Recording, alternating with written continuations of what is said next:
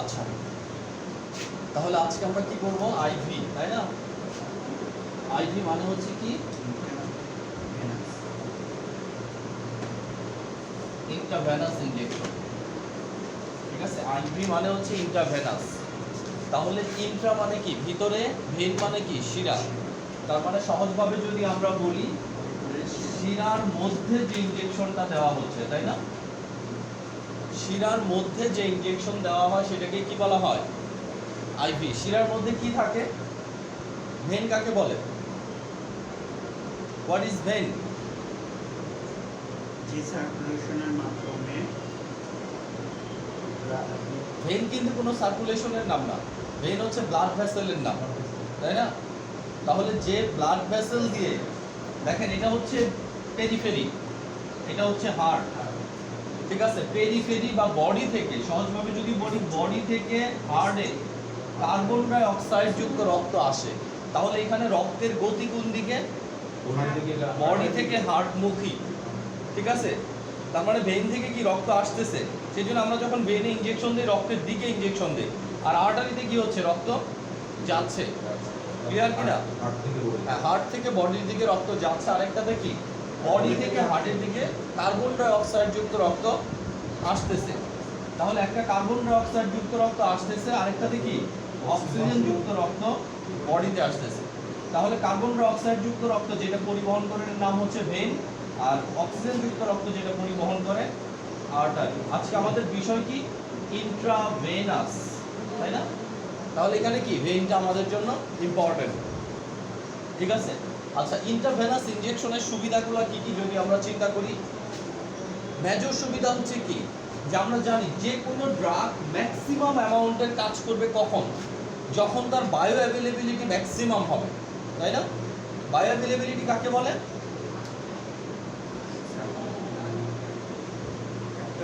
জিনিস থেকে যতটুকু ধারণ ক্ষমতা নিব, কোনো একটা মেডিসিন থেকে যখন আরেকটা মেডিসিন দিলে 100% থাকলে যতটুকু না, ডাবল জিরো, কিছুই হয় না। কোনো ড্রাগ এটা আছে, হ্যাঁ বলেন। কোনো ড্রাগ গ্রহণ করলে যখন যদি মানে কোনো ড্রাগ গ্রহণ করলে তখন হার্টের মানে ফাস্ট মেটাবলিজম কম হবে, বায়োঅ্যাভেলেবিলিটি বেশি হবে। Double zero. আমি বলতেছি বায়ো অ্যাভেলেবিলিটি কাকে বলে? বায়ো অ্যাভেলেবিলিটি বেশি হবে, ফার্স্ট ক্লাস মেটাবলিজম কম হবে, কিন্তু রিলেশনশিপ, যে বায়ো অ্যাভেলেবিলিটি ফার্স্ট ক্লাস মেটাবলিজমের মধ্যে রিলেশন কি? বলেন জান্নাত, what is bio availability? Sir কোনো কিছু সক্ষম না, fraction of drug that enter into the systemic circulation. তার মানে কি, আমরা ড্রাগের যতটুকু খাচ্ছি, ধরেন আমরা প্যারাসিটামল 500 মিলিগ্রাম খাচ্ছি, এই 500 মিলিগ্রাম থেকে 300 মিলিগ্রাম কি সিস্টেমিক সার্কুলেশনে গেছে, তাহলে প্যারাসিটামলের বায়োঅ্যাভেলেবিলিটি কত? 300 মিলিগ্রাম। কতটুকু খাচ্ছি এটা ইম্পর্টেন্ট না, ইম্পর্টেন্ট হচ্ছে কতটুকু ব্লাডে আসতেছে, সিস্টেমিক সার্কুলেশনে কতটুকু আসতেছে। তাহলে fraction of drug that enter into the systemic circulation, বা কোনো ড্রাগ গ্রহণ করার পরে তার ওই ড্রাগের যতটুকু অংশ কি রক্তের ভিতরে আসে, ঠিক আছে, যতটুকু অংশ রক্তের ভিতরে আসে তাকে কি বলা হয়? ওই ড্রাগের বায়োঅ্যাভেলেবিলিটি বলা হয়। এখন কথা বুঝেন, যদি কোনো ড্রাগ আমরা 1000 মিলিগ্রাম খাই, তার 300 মিলিগ্রাম যদি রক্তে আসে, যতটুকু কাজ করবে। যদি আমরা 1000 মিলিগ্রাম ড্রাগ গ্রহণ করি, 1000 মিলিগ্রামই রক্তে যায়, কোনটা বেশি কাজ করবে? স্যার 1000 যেটা সেটা তো হ্যাঁ, তার মানে কি, যত বেশি পরিমাণে ড্রাগ ব্লাডে আসবে তত বেশি পরিমাণ ড্রাগ কি কাজ করবে, কারণ ব্লাডে আসার পরে ড্রাগ রিসিপ্টরের সাথে বাইন্ড করবে, তারপরে কাজ করবে, তাই না? তাহলে ব্লাডে যদি কম আসে, ড্রাগের ইফেক্ট কি আমরা কমই পাবো। একই ড্রাগ, দেখেন একই ড্রাগ, সেম ড্রাগ, কি? প্যারাসিটামল। নাম কি? প্যারাসিটামল। এই একই ড্রাগ আমি যখন ওরালি খাচ্ছি, তখন আমার জ্বর কমতে কি অনেক দেরি হচ্ছে, ধীরে ধীরে কাজ করতেছে। কারণ কি, ওরালি যে ড্রাগ আমরা গ্রহণ করি তার বায়োঅ্যাভেলেবিলিটি কি 5 to 60% বেশি, কি বেশিরভাগ ক্ষেত্রে হয় না, 5 থেকে 60-এর মধ্যে কি থাকে, এর থেকে বেশি হওয়া সচরাচর খুব একটা দেখা যায় না। বাট আমরা যখন এই একই প্যারাসিটামল রেক্টাল রুটে নিচ্ছি, বায়ুপথে যখন নিচ্ছি সাপোজিটরি আকারে, তখন দেখেন অল্প ড্রাগ 250 মিলিগ্রাম ড্রাগ ব্যবহার করছি, ব্যবহার করার কিছুক্ষণের মধ্যে কি হচ্ছে? জ্বর কমে যাচ্ছে। তাহলে দেখেন এখানে খাচ্ছিও আমরা বেশি, বাট ইফেক্টও পাচ্ছি কম। এখানে নিচ্ছিও কম, ইফেক্ট পাচ্ছি কি বেশি। কিসের জন্য হচ্ছে এরকম? কারণ ড্রাগ কি রক্তে যাচ্ছে কি দ্রুত। এখানে কোনো ফাস্ট পাস মেটাবলিজম হয় না, তাই না? ফাস্ট পাস মেটাবলিজম কাকে বলে? কোনো ড্রাগ গ্রহণ করার পরে মুখে গ্রহণ করার পরে লিভারে যে হ্যাঁ, কোনো ড্রাগ সিস্টেমিক সার্কুলেশনে যাওয়ার পূর্বে লিভারে ওই ড্রাগের যে মেটাবলিজম হয়, শুধুমাত্র ওরাল রুটেই কি ফাস্ট পাস মেটাবলিজমটা হয়। তাহলে আমরা একটা জিনিস ক্লিয়ার, যে কোনো ড্রাগ রক্তে যত বেশি যাবে সেই ড্রাগ কি তত দ্রুত কাজ করবে, সেই ড্রাগ তত বেশি কাজ করবে, তাই না? তাহলে আমরা যখন আইভি রোডে কোনো ড্রাগ প্রয়োগ করব, সেই ড্রাগের বায়োঅ্যাভেলেবিলিটি কত হবে? 100%। 100% হবে। ঠিক আছে, তার মানে কি আইভি রোডে কোনো ড্রাগ কাজ করা মানে ওই ড্রাগ যদি আপনার শরীরে কাজ করে তাহলে জাদুর মতো কাজ করবে, ইনস্ট্যান্ট রেজাল্ট। ঠিক আছে, সাথে সাথে কি কাজ করা শুরু করে দিবে। আরেকটা বিষয় হচ্ছে কি ফাস্ট পাস মেটাবলিজম হবে না। আরেকটা কি হচ্ছে, আপনি ইমার্জেন্সি কেসে, যে কোনো ইমার্জেন্সি কেসে কি এটা আপনি ব্যবহার করতে পারবেন। আরও কিছু ব্যাপার আছে, যেমন আপনি লার্জ ভলিউমের ড্রাগ যদি দরকার হয়, যেমন আপনি কি কলেরা স্যালাইন দিচ্ছেন, এখন আইএমের ভিতরে যদি স্যালাইন দেন অবস্থাটা কি হবে? ঠিক আছে, এটা একমাত্র রোড যে রোডে আপনি কি লার্জ ভলিউমের ড্রাগ কি শরীরের ভিতরে প্রবেশ করতে হবে। 1000 মিলিগ্রাম, ঠিক আছে, প্রায় 1 লিটার, 1 লিটার ড্রাগ কি আপনি ঢুকাই দিচ্ছেন। 1 লিটার কেন, 2 লিটার, 4 লিটার, 6 লিটার কি যাই দেন, এটা আপনাকে দিতে হবে কি পথে? শিরা পথে দিতে হবে, ভেইনে দিতে হবে। তাহলে লার্জ ভলিউমের ড্রাগ যখনই আসবে তখনই আমাদের ফার্স্ট চয়েস রোড কোনটা হবে? ইন্টারভেনাস। হ্যাঁ, আমরা প্রচুর পরিমাণ ড্রাগ কি মুখ দিয়েও নিতে পারি, তাই না? খেতে পারি আমরা, তাই না? ওআরএস আমরা খেলাম মুখ দিয়ে, বাট খেলে যে কাজ হবে ভেইনে দিলে কি তার কাজটা এর থেকে অনেক বেশি হবে। ঠিক আছে, আবার মনে করেন একটা রুগী অজ্ঞান রুগী, ঠিক আছে, অজ্ঞান রুগী যাদের আনকনসিয়াস পেশেন্ট, এই আনকনসিয়াস পেশেন্টকে আপনি খাওয়াতে পারবেন? খাওয়াতে পারবেন না। সেই ক্ষেত্রে কি তাকে মুখে দিতে হবে। এরপরে কলেরা রুগী, কলেরা রুগী কি স্যালাইন খাওয়াতে পারবেন? ঠিক আছে, একে আপনার কি আইভি রোডেই দিতে হবে, কারণ সে বমি করবে রেগুলার একটু পর পর, তাই না? আবার কিছু কিছু ড্রাগ আছে যেটা কি মুখে দেওয়াটা মুখের জন্য কি নিরাপদ না, যেমন কেমোথেরাপির যে ড্রাগগুলো আছে, স্পেসিফিকভাবে কি ক্যান্সার থেরাপির জন্য যে ড্রাগগুলো দিতে হয় ম্যাক্সিমাম ড্রাগই কি আইভি রোডে দেয়। বিষয় জানা ছিল, অনেক পেশেন্টকে হসপিটালাইজ হয় যখন, তাদেরকে তখন ওরালে খাবারটা স্টপ করে, তখন কোন স্লাইনগুলো মানুষের জীবন থাকলে তো খাবার অসুবিধা, কী খাবারগুলো তাদের স্যালাইনের মাধ্যমে? যদি কারোর এরকম করে যে খুবই ক্রিটিক্যাল পেশেন্ট, ঠিক আছে, নর্মাল ক্রিটিক্যাল পেশেন্ট ছাড়া এরকম করার কথা না, তাই না? খুব ক্রিটিক্যাল পেশেন্ট, মনে করেন সে আইসিইউতে আছে, মুখে খাওয়ার জন্য সে আনএবল, মুখে সে খেতে পারে না, এই সব ক্ষেত্রে স্বাভাবিকভাবে কি আমরা খাবারের মাধ্যমে কি গ্রহণ করি? খাওয়ার মাধ্যমে আমরা গ্রহণ করি স্বাভাবিকভাবে কি গ্লুকোজ, তাই না, লবণ, বিভিন্ন মিনারেলগুলা, সোডিয়াম, পটাশিয়াম, ক্যালসিয়াম, বিভিন্ন ভিটামিনস আইটেমগুলা। তাহলে এই প্রত্যেকটা জিনিস আমার কিসের মাধ্যমে দেওয়া যায়? প্রোটিন আমরা গ্রহণ করতে পারি, প্রত্যেকটা জিনিস আমার স্যালাইনের মাধ্যমে দেওয়া যায়। যেমন আমি যখন কি ডেক্সট্রোজ অ্যাকোয়া দিচ্ছি, এটা আমরা আলোচনা করবো একটা ক্লাসে, ডেক্সট্রোজ অ্যাকোয়া দিচ্ছি, এখানে কি 5%, 10%, 20%, 25% এগুলো কি থাকবে? গ্লুকোজ থাকবে। তাহলে গ্লুকোজটা আমি ভাত খেয়েও দিতে পারি, আমি গ্লুকোজ ডাইরেক্ট পানিতেও খেতে পারি, আবার কি গ্লুকোজ শিরাপথেও দিতে পারি। আলটিমেট নিড কি, আলটিমেট রিকোয়ারমেন্টটা কি? রিকোয়ারমেন্ট হচ্ছে আমার রক্তের মধ্যে গ্লুকোজ যাওয়া লাগবে, সেই গ্লুকোজটা রক্তের মাধ্যমে সমস্ত কোষে যাবে, কোষগুলা কি গ্লুকোজ গ্রহণ করে শক্তি সাপ্লাই দিবে, তাই না? আলটিমেট গোল এটাই না। এরপরে কি লাগবে? মিনারেল লাগবে কিছু, ঠিক আছে। আমাদের যদি মিনারেল লাগে আমরা হার্টম্যান সলিউশন দেখতে পারি, যে হার্টম্যান সলিউশনে কি প্রচুর মিনারেল দেওয়া থাকে, sodium chloride, potassium chloride, calcium chloride, এগুলো কি দিয়ে দেওয়া থাকে। তাহলে মিনারেলগুলো আমরা ওইখান থেকে পাচ্ছি। যদি এরকম হয় যে শুধু সোডিয়াম ক্লোরাইড দরকার, তাহলে আমরা নর্মাল স্যালাইনটা দিতে পারি। সোডিয়াম ক্লোরাইডের সাথে আমার গ্লুকোজ দরকার, তাহলে কি ডিএনএস স্যালাইন আমরা দিতে পারি, ঠিক আছে, dextrose aqua plus normal saline. এরপর যদি আমার মনে হয় যে না রুগীকে আমার কি প্রোটিনের অভাব পূরণ করতে হবে, ঠিক আছে, তাহলে আমি কি অ্যামাইনো অ্যাসিডের, এসেনশিয়াল অ্যামাইনো অ্যাসিডের কি একটা স্যালাইন আছে, তাই না, নিউট্রোসল আমরা কি রুগীকে দিয়ে দিতে পারি। তার মানে কি রুগীকে খাওয়াতে হবে এমন কোনো কথা নাই, যদি খেতে পারে তাহলে ভালো। কারণ কি খাওয়াটা একটা রিফ্লেক্স, আপনি যে সুস্থ হচ্ছেন এটার একটা রিফ্লেক্স কিন্তু খাওয়া। যখন আপনি অসুস্থ থাকবেন খাওয়ার প্রতি আপনার কি কোনো মনোযোগ থাকবে না। যত খাওয়ার প্রতি আপনার মনোযোগ বাড়তে থাকবে, ডাইজেশন ভালো হতে থাকবে, তত আপনি কি সুস্থতার দিকে যেতে থাকবেন।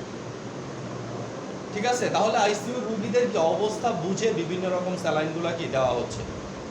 ওকে, আরেকটা বিষয়, যেমন যখন ডেলিভারির 6 ঘন্টা বা 12 ঘন্টা আগে পেশেন্টকে বলে টোটালি খাওয়া স্টপ করে।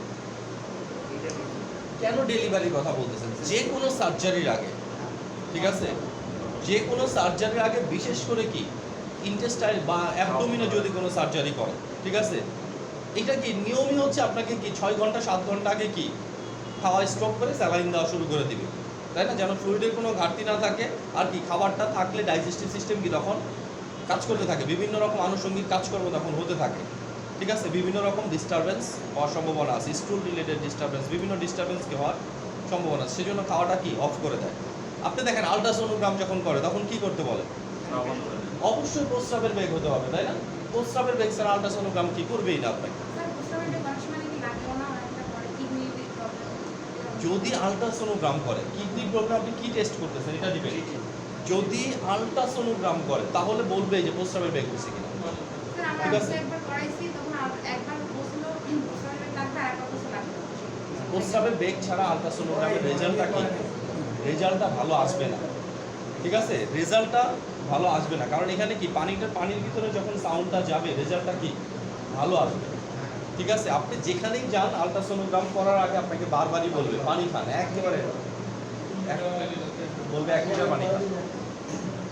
এখন আপনি যদি আইভিইউ করেন, বিভিন্ন রকম আল্ট্রাসোনোগ্রাম, কালার ড্রপলার করেন, বিভিন্ন রকম আল্ট্রাসোনোগ্রাম আছে, তাই না? যেখানেই করেন পানিটা আপনার জন্য কি একটা মিডিয়া হিসাবে কাজ করবে। ওকে, তাহলে আমরা একটা জিনিস ক্লিয়ার যে ভেইন আমাদের জন্য কি খুব ইম্পর্ট্যান্ট একটা পাথওয়ে টু কি অ্যাডমিনিস্ট্রেট বিভিন্ন রকম মেডিসিন, তাই না? ডিফারেন্ট মেডিসিন অ্যাডমিনিস্ট্রেটের জন্য কি ইমার্জেন্সি কেস হোক, অজ্ঞান রোগীদের জন্য হোক, যে কোনো ক্ষেত্রে হোক, ভেইন আমার জন্য কি খুবই ইম্পর্ট্যান্ট একটা পাথওয়ে। ঠিক আছে, এবং একটা জিনিস মনে রাখতে হবে, এই টাইপের ভেনাস ইনজেকশনগুলো ম্যাক্সিমাম কেসেই কিন্তু ব্যবহার করা হয় হসপিটালে। আমরা পেরিফেরিতে কি সচরাচর খুব বেশি যে ব্যবহার করবো তা না, বাট কখনো কখনো ডাক্তার প্রেসক্রিপশন অনুযায়ী কি আমাদের ব্যবহার করার দরকার হবে। ঠিক আছে, অথবা আমি যদি কোনো ক্রিটিক্যাল রোগী পাই, আমি যদি ইনজেকশন রেগুলার ইউজ করি, তাহলে কি আমি এটা ইউজ করতে পারি। ঠিক আছে, আচ্ছা এবার আসেন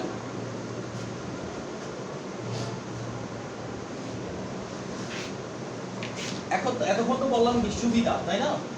যে ইন্ট্রাভেনাস ইনজেকশনে যদি আমরা দেই কি কি সুবিধা হতে পারে। এখন আমাদের কি বিপদ রিলেটেড কিছু জিনিসও জানতে হবে যে ইন্ট্রাভেনাস ইনজেকশনে কি কি বিপদ আছে। ঠিক আছে, 1 নম্বর বিপদ হচ্ছে কি ইনফেকশন। আপনি যে সাইডে ইনজেকশন দিচ্ছেন সেই সাইডে কি যদি আমরা স্টেরিলাইটি ভালো করে মেনটেন না করি, ঠিক আছে, হাইজিনিটি ভালো করে মেনটেন না করি, তাহলে ওইখানে কি হতে পারে বিভিন্ন ধরনের ইনফেকশন হওয়ার চান্স থাকে। ঠিক আছে, এখন একটা গেল ইনফেকশন, 2 নম্বর হচ্ছে কি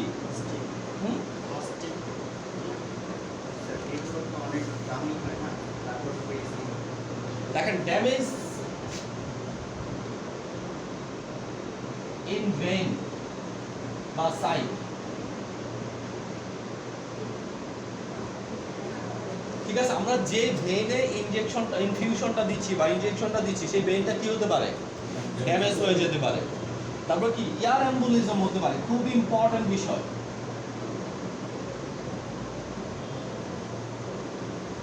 ঠিক আছে, এয়ার এম্বুলিজম মানে কি? এয়ার এম্বুলিজম মানে দেখেন আমরা যখন ইন্ট্রামাসকুলার ইনজেকশন দিছি তখন আপনাদের স্যালাইন মানে সিরিঞ্জ প্রিপারেশনের সময় আমরা বারবার বলছি আপনাকে যে কি অবশ্যই যেন কোনো কি না থাকে, এয়ার বাবল না থাকে। দেখেন ওইটা ইন্ট্রামাসকুলার আমরা শতভাগ যদি মেনটেন নাও করি, ইন্ট্রাভেনাসের ক্ষেত্রে কি শতভাগ মেনটেন করতে হবে। একটা বাবল থাকা অবস্থাতেও কি আপনি ইনজেকশন পুশ করতে পারবেন না, কারণ কি ভেইনে যদি বাবল চলে যায়, মাসেলে বাবল চলে গেলে এটা ব্লাডে নাও যেতে পারে, কিন্তু ভেইনে যদি বাবল চলে যায়, যখন ভেইনের ভিতরে বাবল চলে যাবে, বাতাস চলে যাবে, তখন এটা বাবল ফর্মে কি এরকম ঘুরতে থাকবে। ভেইনগুলো তো বুঝেন খালি কি হচ্ছে ব্রাঞ্চ হচ্ছে, তাই না? তাহলে এই বাবলগুলো আসলো এসে এই ব্রাঞ্চের গায়ে আটকে গেল, তাহলে এই ব্রাঞ্চে কি হবে? প্লিভাইটিস হয়ে যাবে। ঠিক আছে, প্লিভাইটিস কি জিনিস? প্লিভাইটিস কি? আমরা ডিজিজ অফ কার্ডিওভাস্কুলারে পড়ছি এটা। ইনফ্লামেশন অফ ভেইন, এইটা কি হবে?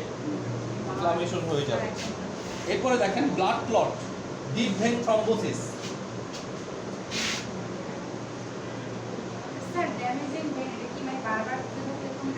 স্বাভাবিক, ভেইনটা ড্যামেজ হয়ে যেতে পারে। আপনি অনেক বেশি, শুধু বারবার কেন, আপনি একবারই দিছেন বা অনেক জোরে দিছেন, তাহলে কি ভেইনটা রাপচার হয়ে যেতে পারে না?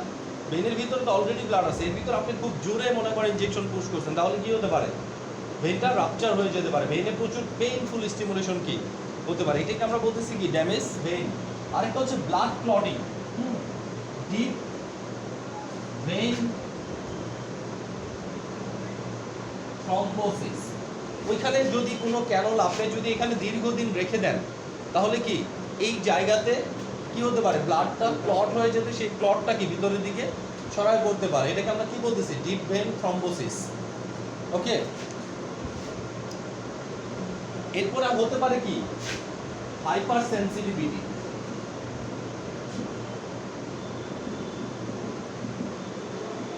দেখেন হাইপার সেন্সিটিভিটি কেন? কারণ আমি যখন ভেইনের মাধ্যমে কোনো ড্রাগ ইউজ করব, ওইটা কিন্তু সরাসরি রক্তে চলে যাবে, তাই না? যদি ওই ড্রাগে রোগীর হাইপার সেন্সিটিভিটি থাকে, ব্যাক করার কিন্তু কোনো উপায় নাই। দেখেন আমি যদি মাসেলে ইনজেকশন দিই, আপনারা দেখছেন মাসেল কি ব্যথা করে, গরম হয়ে যায়। যদি আমি মাসেলে কোনো ভুল ইনজেকশন দিই বা হাইপার সেন্সিটিভিটি আছে এমন ইনজেকশন দিই, সাথে সাথে আইস প্রেস করলে কিন্তু কি হবে? যদি এখানে আমি বরফ ধরে থাকি, ঠিক আছে, তাহলে কি হবে? এখানের অ্যাবজর্পশন রেট একেবারেই কি হবে? কমে যাবে। বাট ভেইনে কিন্তু এই সুযোগটা থাকবে না। তার মানে আপনাকে অবশ্যই নিশ্চিত হয়ে দিতে হবে যে রোগীর এই প্রোডাক্টের প্রতি হাইপার সেন্সিটিভিটি আছে কিনা। প্রয়োজনে টেস্ট ডোজ কি করতে হবে? অ্যাডমিনিস্ট্রেট করতে হবে কি আপনার স্কিনের নিচে। ঠিক আছে, টেস্ট ডোজ মানে তো আমরা পারি। টেস্ট ডোজ কাকে বলে? এগুলো আমরা পড়াইছি না? কোনো ড্রাগ ইউজ করার পূর্বে যে ড্রাগ পর্যবেক্ষণ লক্ষ্য সবগুলা ডোজ যদি এখনই ভুলে যান, না স্যার, মানে যেগুলো কোনো ড্রাগ মানে ইউজ করার পূর্বে যে ড্রাগটা ব্যবহার করা হয় তা বলছি। টেস্ট ডোজ কি? কোনো ড্রাগের হাইপার সেন্সিটিভিটি রিয়াকশন আছে কিনা এটা জানার জন্য স্কিনের নিচে যে পরিমাণ ড্রাগ কি করা হয়, ইউজ করা হয়। ঠিক আছে, এটাকে আমরা কি বলতেছি? Test dose. টেস্ট ডোজ করাই হয় হাইপার সেন্সিটিভিটি রিয়াকশন টেস্ট করার জন্য। ওকে, তাহলে আমরা ইয়াগুলো বুঝতেছি। এটা কিন্তু খুবই একটা, আবার কি হতে পারে দেখেন, কখনো কখনো দেখা যায় আইভি ক্যানোলাইজেশনের ক্ষেত্রে প্লাস্টিক নিডেল অনেক সময় ব্যবহার করে, তাই না? ভিতরের ইয়াটা প্লাস্টিকটা থাকে, তাই না, যেটা আমরা রেখে আসি। কখনো কখনো দেখা যায় কোনো কারণে প্লাস্টিকের একটা অংশ ভেঙে গেছে, তাহলে এটা কি হবে? সার্কুলেশনে কিন্তু চলে যাবে। যে কোনো একটা জায়গায় যে এটা কি করতে পারে? প্রতিবন্ধকতা আরাইজ করতে পারে। ঠিক আছে, তার মানে কি ভেইনে ইনজেকশন দেওয়া তুলনামূলকভাবে কি সহজ, কারণ এখানে কি রক্ত আসলেই বোঝা যায়। দুইটার মধ্যে পার্থক্য আমরা বুঝান। যখন আমরা মাসেল ইনজেকশন দিছি তখন আমরা ব্যাক ফ্লো করে কি দেখছি? যে রক্ত আসে কিনা। যদি রক্ত আসে ইনজেকশন দেওয়া যাবে না। আর ভেইনের ক্ষেত্রে কি উল্টাটা, রক্ত আসলে ইনজেকশন দেওয়া যাবে, রক্ত না আসলে ইনজেকশন কি দেওয়া যাবে না। ঠিক আছে, যেহেতু এটা কি ভেইনের ভিতরে হচ্ছে, যদি ওই জিনিসটুকু ভেঙে যায় কোনো পার্ট, সেটাও কিন্তু কি ছড়ায় যাচ্ছে। আর এটা মাংসে দিচ্ছি তো ওইখান থেকে অ্যাবজর্ব হলে হলো, না হলে কি সমস্যা নাই। তার মানে ভেইনের ইনজেকশন মাসেলের ইনজেকশনের চেয়ে একটু বেশি কি সহজ, সেনসিটিভ, বিপজ্জনক। ঠিক আছে, তিনটাই মানে সহজ, সেনসিটিভ, আবার কি বিপজ্জনক। সেই জন্য এটাকে আপনাকে যথেষ্ট সাবধানতা অবলম্বন করে ইনজেকশন প্র্যাকটিস করতে হবে, ইনজেকশন কি শিখতে হবে। স্কিনের মধ্যে ইয়া হবে, র্যাশ হবে। হ্যাঁ, অ্যালার্জির মতো লাল লাল র্যাশ দেখা দিবে। হ্যাঁ, সাথে সাথে দেখা দিবে। ওকে, এইবার আসেন আমরা আরেকটু বিষয় জানি যে আমাদের ভেনাস ইনজেকশন দেওয়ার জন্য মেইনলি কি সাধারণত ফোর আর্মের বা আর্ম বা হ্যান্ডগুলাকে, আপার লিম্বটাকে আমরা বেশি ব্যবহার করি, তাই না? আপার লিম্বটা হচ্ছে কি অ্যাডাল্টদের জন্য মেজর ইনজেকশন সাইট। আর যদি খুব বাচ্চা হয় সেক্ষেত্রে কি স্কাল বোন। ঠিক আছে, স্কালে কিছু ভেইন আছে, চিকন চিকন ভেইন আছে, তাই না? একেবারে ছোট বাচ্চা যার বয়স 1 দিন 2 দিন, এদের কি এই দিকের ভেনগুলোর চেয়ে কি স্কাল ভেনে দেওয়াটা সহজ। ঠিক আছে, তাহলে একেবারে শুধু বাচ্চা যার বয়স কি 1 মাসেরও কম, ঠিক আছে, এই টাইপের বাচ্চাদের ক্ষেত্রে কি স্কাল ভেন ব্যবহার করে। বাট এরপরে যারা একটু বড় বাচ্চা, আমরা যারা অ্যাডাল্ট, তাদের জন্য কি সাধারণত আপার লিম্বের যে ভেনগুলো আছে সেই ভেনগুলো ব্যবহার করে। এখন আমাকে জানতে হবে আপার লিম্বের মেজর ভেন নেটওয়ার্কটা কিভাবে, তাদের নামগুলা কি। ঠিক আছে, আপার লিম্বের মেজর ভেনের নেটওয়ার্কটা কি এবং তাদের নামগুলা কি। আচ্ছা, সাইডগুলা কি কি বলতেছি আমরা? এলবোতে আমরা ব্যবহার করতেছি, তাই না? ঠিক আছে, যদি আমরা বলি যে কি ভেন্ট্রাল অ্যাসপেক্ট অফ এলবো, ফোরআর্ম, আমরা এটা পড়তেছি, না পড়লে বুঝবেন না।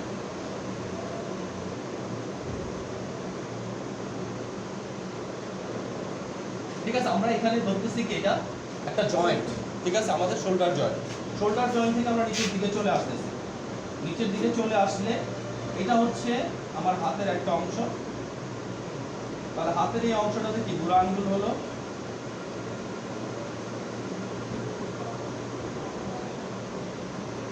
ঠিক আছে, ধরি এটা আমার একটা হাত, ক্লিয়ার কিনা? এখন আমরা দেখবো যে আমাদের ভেইনগুলা কোথায় আসছে। এটা আমার এলবো জয়েন্ট, কি জয়েন্ট এটা? Elbow joint. এটা আমার রিস্ট জয়েন্ট, ওকে, এটা কি আমার রিস্ট জয়েন্ট। এটা আমার কি হ্যান্ড ফুট, মানে একেবারে হ্যান্ড প্লামের অংশটুকু, তাই না? এখন আমি আছি কিভাবে? এইভাবে অ্যানাটমিক্যাল পজিশনে আছে। তাহলে অ্যানাটমিক্যাল পজিশনে সাধারণত কি আমার বুড়ো আঙ্গুলের পাশে যে বোনটা থাকে এই রিজনে, ঠিক আছে, ফোরআর্ম রিজনে, সেখানে কি বলি? রেডিয়াস। আর আমার ছোট আঙ্গুলের পাশে যে রিয়া থাকে আল্লাহ বলি, তাই না? এখন দেখেন ভেনের ক্ষেত্রে আমাকে মনে রাখতে হবে যে এই জায়গায় কি আছে? ক্লাভিকল আছে না? ওইদিকে কি স্ক্যাপুলা, তাই না? ওইদিকে কি পেছনের দিকে স্ক্যাপুলা, এখানে কি ক্লাভিকল। তাহলে আমার একটা ভেইন আসতেছে, বড় একটা ভেইন, সাব ক্লাভিকুলার ভেইন, কি না?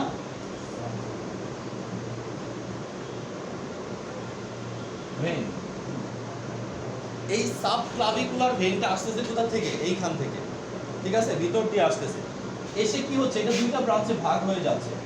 একটা ব্রাঞ্চ আসতেছে আমার এই দিক দিয়ে, ওকে, একটা ব্রাঞ্চ আমার আসতেছে এই দিক দিয়ে।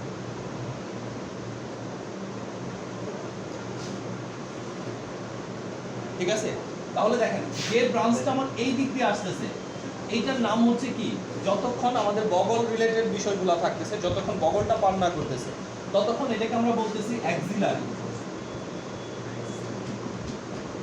Axillary vein. ঠিক আছে, তাহলে এটা যাচ্ছে কোন দিক দিয়ে? এই দিক দিয়ে। ঠিক আছে, আমরা যখন ইন্ট্রামাসকুলার ইনজেকশন দিছি কোন পাশে দিছি? অপোজিট পাশে, তাই না? কারণ আমাদের এই পাশটাতে কি থাকে?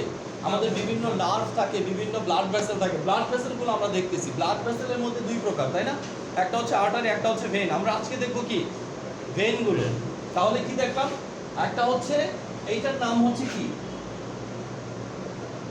Cephalic artery vein, cephalic vein. তাহলে দেখেন যেটা হ্যাঁ রেডিয়াসের ওই পাশে আসতেছে, বুড়ো আঙ্গুলের এই পাশ দিয়ে আসতেছে, এর নাম কি? Cephalic vein. আর এই পাশে যেটা ছিল এটার নাম কি? Axillary vein. অ্যাক্সিলারি ভেইনটা আবার দুইটা ভাগে ভাগ হয়ে যাচ্ছে।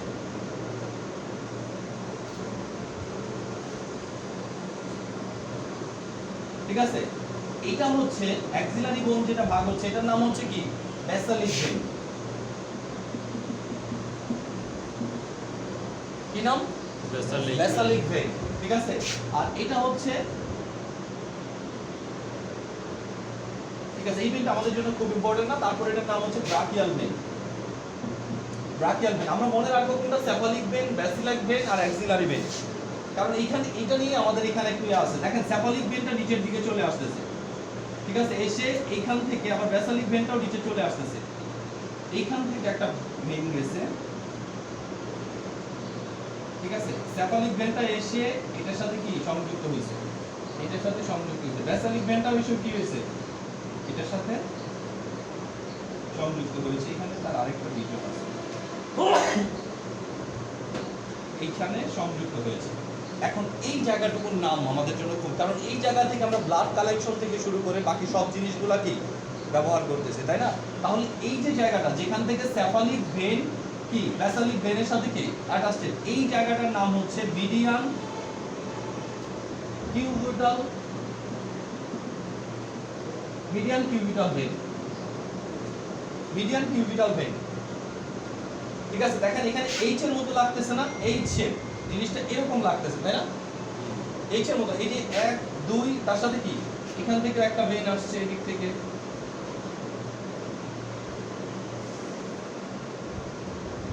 স্যার এটা কি medium C medium cubital when. এই মিডিয়াম কিউবিটাল ভেন এই যেটা, হ্যাঁ, যেটা সেফালিক ভ্যাসালিক জায়গা থেকে এসে কি সেফালিকের সাথে মিলিত হয়েছে, এই জায়গা থেকে আমরা কি ম্যাক্সিমাম রেঞ্জে কি করি ব্লাড কালেকশন করি, ঠিক আছে, অথবা ইনজেকশন দেই। এখানে দেওয়াটা কি অনেক সহজ, কারণ এটা কি খুব সুন্দর একটা লাইন, ঠিক আছে, লম্বা একটা সুন্দর লাইন। এই লাইনে দিলে কি হয়, মোটা লম্বা এবং কি সোজা লাইন, ঠিক আছে। এই লাইনে আপনি যদি কোনো ইনজেকশন ইউজ করেন এখানে কি ড্রপ হওয়ার সম্ভাবনা খুব কম থাকে। ওকে, তাহলে এটার নাম কি medial cubital when. Medial cubital when থেকে 3টা লাইন বের হয়ে আসতেছে একেবারে সেম, ঠিক আছে। এটাকে আমরা বলতে পারি, যেহেতু এই পাশে কি থাকে রেডিয়াস ভেন বলতে পারি, অথবা কি সেফালিক ভেনও কি বলতে পারি। এটাকে আমরা কি আলনার ভেন বলতে পারি, অথবা কি এটাকে আমরা ভ্যাসালিক ভেনও বলতে পারি, ঠিক আছে। এটা কোথাও, আর এটা কি মিডিয়াল ভেন, এটার নাম কি মিডিয়াল ভেন। তাহলে মিডিয়াল কিউবিটাল ফোসা, এই জায়গাটুকুর নাম কি, এই জায়গাটুকুর নাম হচ্ছে মিডিয়াম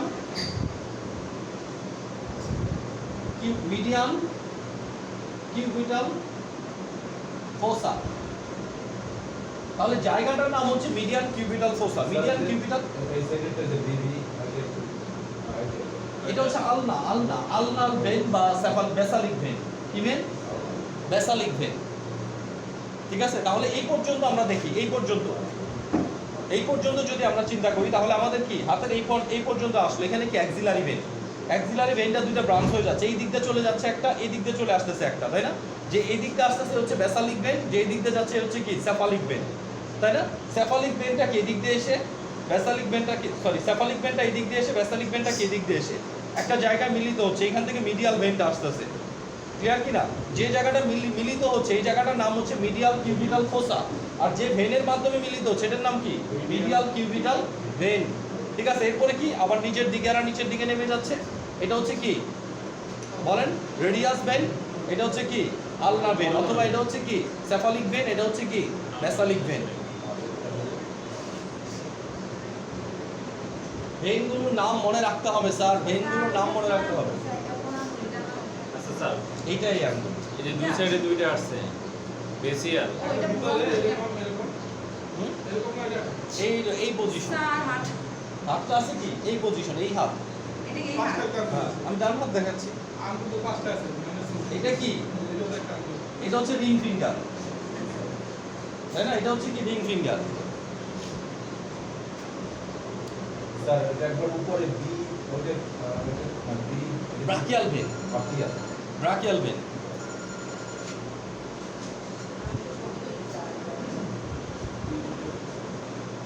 আপনারা তো ভিডিও তো পাচ্ছেন, সমস্যাটা কোথায়? ছবি তুলতে হচ্ছে কেন আমার একটা?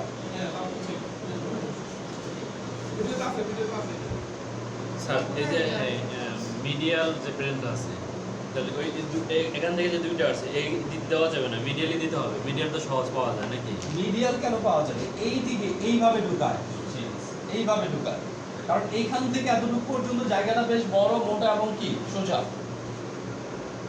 ক্লিয়ার কি না? দেখাবো আমরা। তাহলে এখান থেকে গেল বিষয়টা মিডিয়াল। এরপরে আমরা দেখতেছি আমাদের এই পাশটা, ঠিক আছে, ডরসাল পার্ট অফ কি আমাদের এই জায়গাটা, বোনগুলোর নাম কি কার্পাল, মেটাকার্পাল। তাহলে মেটাকার্পাল বোনের এই জায়গাতেও আমরা কি কিছু ইনজেকশন লাইন আছে, আর এই দিক দিয়েও কিন্তু আমরা কিছু কি ইনজেকশন লাইন আছে, কারণ আমরা ভেনগুলা দেখতেছি লাস্ট পর্যন্ত কি ভেনগুলা আসতেছে, তাই না? এখন কথা হচ্ছে আমাদের হাতটা যদি আমরা এখন আবার এইভাবে আঁকাই, যেটা আমাদের হচ্ছে কি হাতটা এইভাবে আসলো, এটা আমরা এখন কোন পাশটা আঁকাচ্ছি? উল্টো পাশ। হ্যাঁ, এখন আমরা জাস্ট আঁকাচ্ছি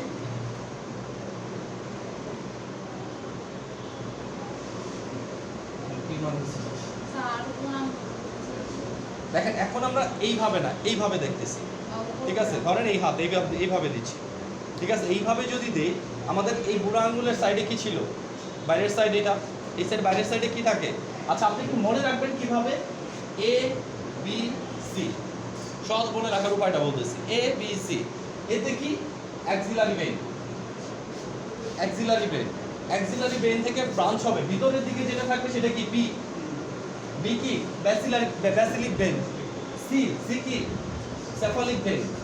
সেফালিক ভেইন তাহলে কোন দিকে থাকবে? হাতের বাইরের দিক থেকে থাকবে। বুড়ো আঙ্গুল যে পাশে থাকবে সেই পাশে থাকবে কি? Cephalic vein. কানি আঙ্গুল যে পাশে থাকবে সেই পাশে থাকবে কি? ব্যাসালিক ভেইন। আপনি এ বি সি এই তিনটা টার্ম মনে রাখলে কয়েকটা ভেইন কোন পাশে থাকতেছে কোন জায়গায় থাকতেছে এটা আপনার জন্য কি সহজ হবে বোঝা। সি মানে কি? সেফালিক ভেইন, বি মানে কি? ব্যাসিলিক ভেইন, আর এ মানে কি? Axillary vein. ঠিক আছে? তাহলে অ্যাক্সিলারি ভেইনটা, ব্যাসিলিক সেফালিক ভেইনটা কিন্তু আগেই তৈরি হচ্ছে। কোথা থেকে? সাবক্লাভিকুলার ভেইন থেকে। ঠিক আছে? সাবক্লাভিকুলার ভেইন থেকে সেফালিক ভেইন তৈরি হচ্ছে, আরেকটা কি তৈরি হচ্ছে? Axillary vein. ঠিক আছে? নামগুলো জাস্ট কয়েকবার পড়লে মুখস্থ হয়ে যাবে, এত কঠিন নাম না। এখন দেখেন এই পাশে কিছু জিনিস আছে, যেহেতু আমরা এখানেও কি ইনজেকশন প্যাটার্ন আমাদের আছে, তাহলে এই পাশ দিয়ে গেল কি তখন? এই দিক দিয়ে আসলো, বুড়ো আঙ্গুলের পাশ দিয়ে কি আসলো? সেফালিক ভেইন, তাই না? আর এই পাশ দিয়ে কি আসছে? ব্যাসালিক ভেইন, তাই না? মিডিয়াল ভেইন আসছে, এইভাবে তো ভেইনগুলো আসছে। এসে কি হবে? এই সেফালিক ভেইনটা এইভাবে এসে একটা জায়গায় এটা এই দিকটা আসবে,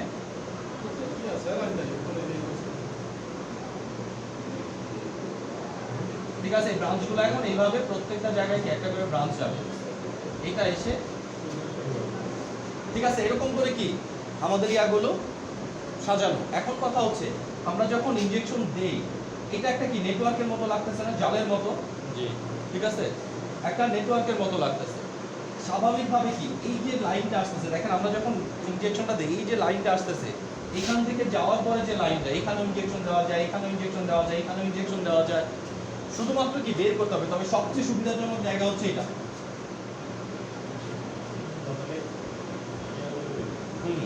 তার মানে আমরা যখন ইন্ট্রাভেনাস ইনজেকশন দিব তখন আমাদের মূল জিনিস কি? প্রথমে অনুভূতি শিখতে হবে ভেইন কোনটা।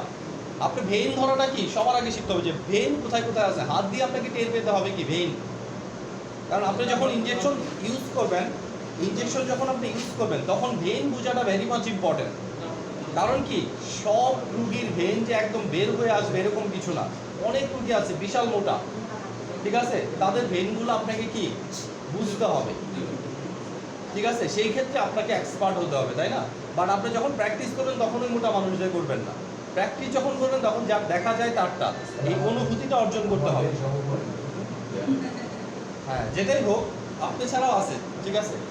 ক্লিয়ার কি না? আমাদের অনুভূতিটা শিখতে হবে কি ভেইন কোন কোন জায়গা আছে, ভেইন ধরেই বুঝতে হবে কি এখানে ভেইন আছে এখানে ভেইন আছে, ভেইন ধরেই কি বুঝতে হবে। এটা বুঝতে না কি এক মানে জাস্ট এক্সপেরিয়েন্সের ব্যাপার।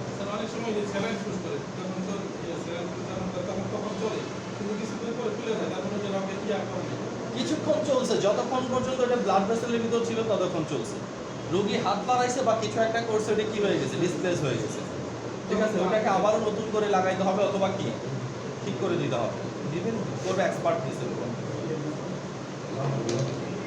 ওকে, তাহলে এতটুকু পর্যন্ত আমাদের একটা আলোচনার বিষয় ছিল। আর একটা বিষয় এখন আমরা আলোচনা করব, ইনজেকশন প্রসিডিউর।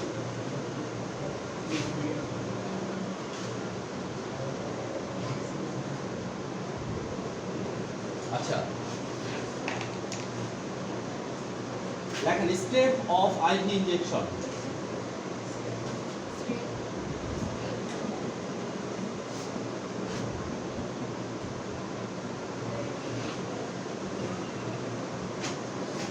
ঠিক আছে? আইভি ইনজেকশনের স্টেপগুলো আমরা মোটামুটি ভাবে এখন একটু আলোচনা করব।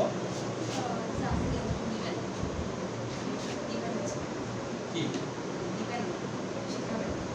আর আসবে না। রুগীর কোনো খোঁজ নাই, ঠিক আছে? তাহলে step of IV injection, IV ইনজেকশনের স্টেপগুলো যদি আমরা দেখি, প্রথমে কি হবে? একদম ফাস্ট, ঠিক আছে? যদি আমরা একদম হসপিটাল সহ সবাইকে বলতেছি, ঠিক আছে? ঠিক আছে? Introducing yourself. যদি হসপিটালে থাকে, আপনি যদি আইভি ইনজেকশন দিতে যান, আপনার উচিত কি আপনার পরিচয়টা দেওয়া, যে আপনি একজন সিস্টার বা আপনি একজন ব্রাদার, ঠিক আছে, আপনি তাকে এই ডাক্তারের প্রেসক্রিপশন অনুযায়ী আইভি কি ইয়াটা দিচ্ছেন। আর আপনার দোকানে করলে তো সে আপনার কাছে আসছে এমনি কি পরিচিত, তখন কি ইন্ট্রোডিউসিংটা ইম্পর্টেন্ট না। তবে আমরা কি একটা পার্ট রাখতেছি 1 নম্বরের ভিতরে, ঠিক আছে, ইন্ট্রোডিউসিং ইউরসেলফ। স্যার তো ড্রেস দেখে বুঝবো তাই না না বাংলাদেশ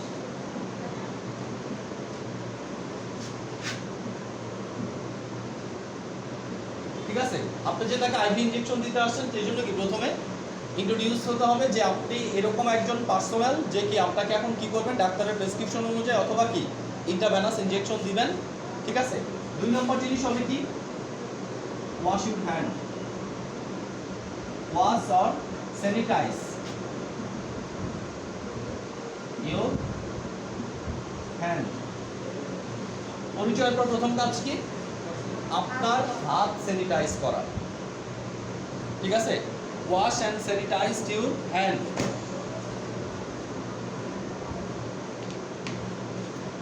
3 নম্বর কাজ কি হবে, গেদার, ঠিক আছে, gather all needed supplies.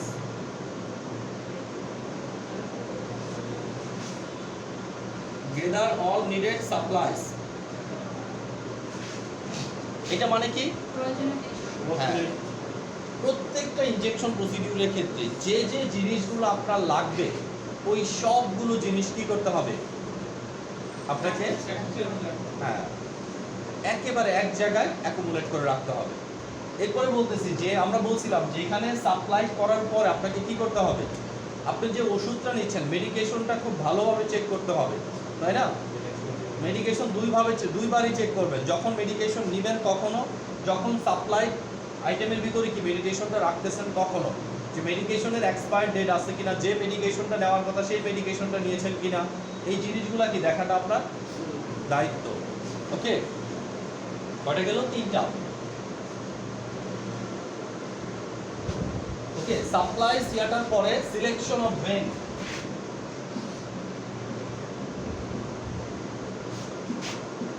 When selection করতে হবে যে কোন ভেনে আপনি দিবেন, অবস্থা বুঝে ব্যবস্থা, তাই না। কারণ যদি আপনি আইভি ইনজেকশন দেন, আইভি ইনফিউশন দেন, ক্যানোলা করা, তাহলে কিন্তু এক একটা এক এক মাধ্যম, তাই না, এক একটা এক এক কাজ। দেখেন আপনি যদি আইভি ইনফিউশন করেন, তাহলে ইনফিউশন কি 5 মিনিটের মধ্যে শেষ হয়ে যাবে, মিনিমাম 3 ঘন্টা 4 ঘন্টা 2 ঘন্টা তো লাগবেই। তাহলে আপনি এমন কোনো জায়গায় করবেন না যে জায়গাটা কি হয়, হাত সামান্য মুভ করলে ডিসপ্লেস হয়ে যেতে পারে। যেমন আমরা যে বললাম মিডিয়াল কিউবিটাল ভেন, এই ভেনে যদি আমি কোনো ক্যানোলা করি, আমার হাতটা বাঁকানোর সাথে সাথে কি হবে, ক্যানোলা ডিসপ্লেস হয়ে যাবে। আমি এমন কোনো জয়েন্টে যদি ক্যানোলা করি, জয়েন্টের উপরে যেখানে ডিসপ্লেস হয়ে যাওয়ার সম্ভাবনা থাকে, তাহলে ওই জায়গায় ক্যানোলা আইভি ইনফিউশন দেওয়া যাবে না। বাট আমি ইনজেকশন কিন্তু দিতে পারি, কারণ ইনজেকশন তো দিচ্ছি কি কিছুক্ষণের মধ্যেই শেষ, তাই না, 5 মিনিটের মধ্যে শেষ হয়ে যাচ্ছে, 2 মিনিটের মধ্যে শেষ হয়ে যাচ্ছে। তাহলে আমি ইনজেকশন দিচ্ছি না ইনফিউশন দিচ্ছি, এটার উপর ডিপেন্ড করবে কি ভেন সিলেকশন। যদি আমি ইনজেকশন দিই তাহলে সহজ ভেনটা আমি কি সিলেকশন করতে পারি, যদি আমি ইনফিউশন দিই তাহলে কি যে জায়গাটা কি মুভ করলেও এত ডিসপ্লেস হওয়ার সম্ভাবনা কম, এইখানে এইখানে এইসব জায়গা কি suitable for infusion, suitable for canola, sir একটা লাইন দেওয়ার জন্য ঠিক আছে। তাহলে ভেন সিলেকশন করলাম। 4 নম্বর হচ্ছে 5 নম্বর, 5 নম্বর হবে টার্নিকেট।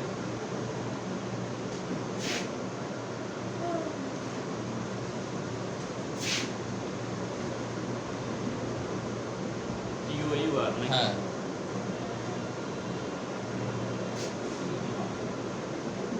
ওকে, এটা মানে কি স্যার টার্নিকেট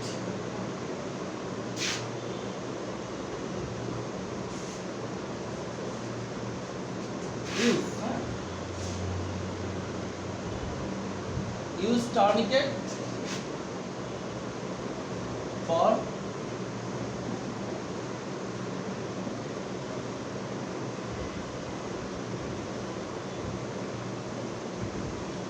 vein punctuation, ঠিক আছে। টার্নিকেট মানে কি, টার্নিকেট মানে হচ্ছে একটা কি রশি বা একটা কি, যেমন আমরা দেখাচ্ছি টার্নিকেট,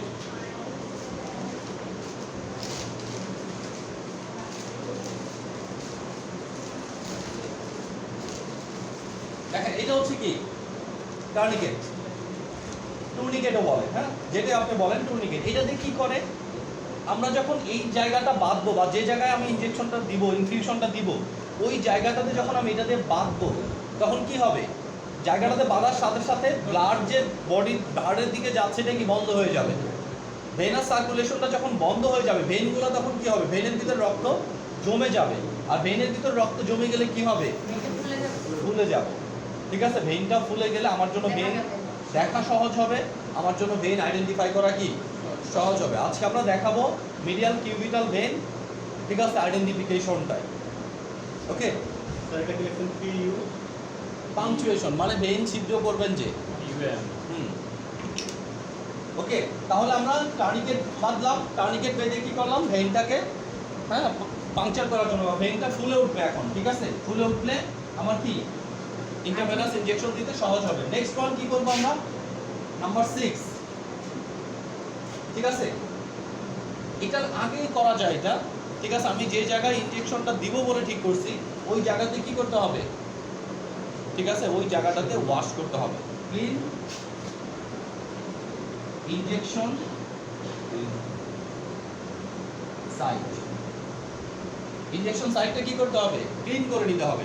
ইনজেকশন সাইটটা ক্লিন করে আমি যখন ইনজেকশন দিব তার আগে আমাকে কি করতে হবে, টার্নিকেট পরাতে হবে। অ্যাকচুয়ালি ইনজেকশন সাইট ক্লিন করার আগে কি আমি চাইলে কি আমার, আচ্ছা ইনজেকশন সাইট ক্লিন করলাম, এরপরে কি এটাও আমি আগে করে নিতে পারি যে রেডি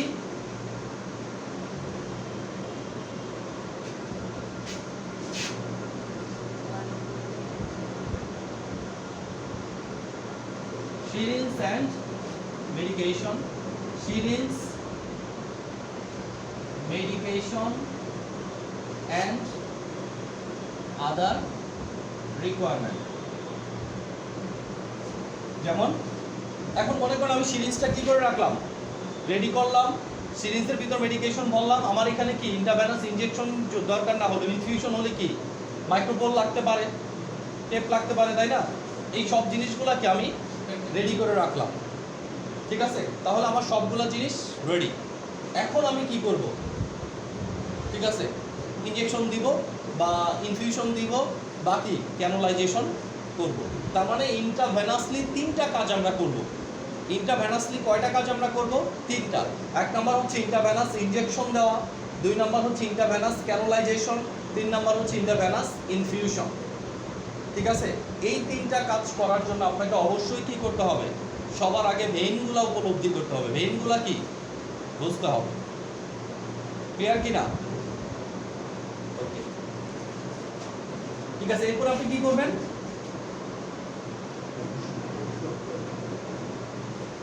আরো আছে। বুঝে দিলাম উপরে। কত নাম্বারটা হয়েছে, 6 নাম্বার 7 নাম্বারটা দেখি, প্রায় হয়ে গেছে এখন 8 নম্বর এখন 8 নাম্বার। 8 নাম্বার হচ্ছে ইনজেকশন পুশিং, ঠিক আছে, ইনজেকশন পুশ করতে হবে, সেফলি পুশিং ইনজেকশন, ওকে। 9 নাম্বারটা হবে কি, রিমুভ নিডল ফ্রম ভেন,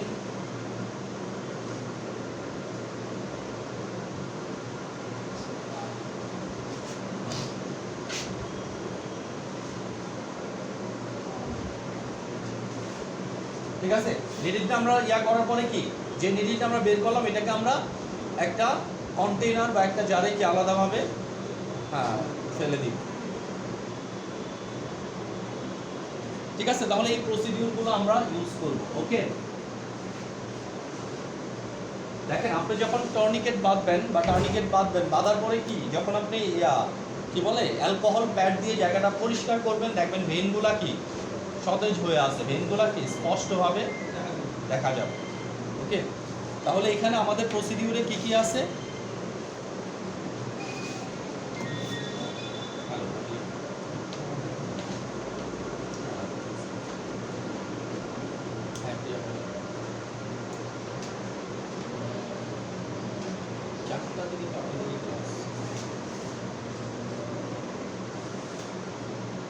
এখন ডিপেন্ড করে ক্লাস কখন শেষ করতে হবে।